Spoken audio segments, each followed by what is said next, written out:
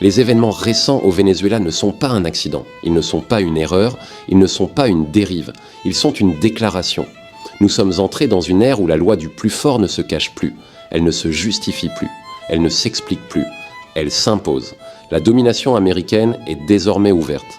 Quand les États-Unis n'agissent pas directement, ils délèguent, ils couvrent, ils protègent, ils garantissent. La force est exercée sans détour, sans précaution, sans morale.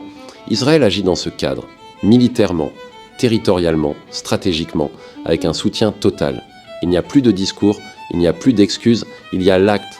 La Russie fait de même quand elle estime ses intérêts vitaux menacés. Elle écrase, elle réprime, elle impose. La Tchétchénie l'a montré, la logique est impériale. Elle est assumée, elle n'a jamais été morale. L'Ukraine n'est pas une conquête, c'est un théâtre, un espace de dissuasion, un signal envoyé à l'autre bloc. Un champ de démonstration où l'on prouve que l'on peut encaisser, résister et faire payer un coût.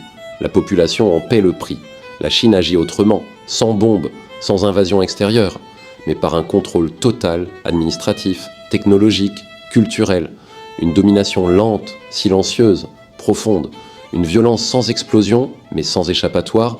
3 puissances, 3 méthodes. Une seule réalité. La morale n'existe plus, elle n'est même plus invoquée, elle n'est plus nécessaire. Le droit international n'est plus un cadre, il est ignoré, contourné, piétiné. Les peuples ne sont plus des sujets, ils sont des variables, des coûts, des dommages acceptables.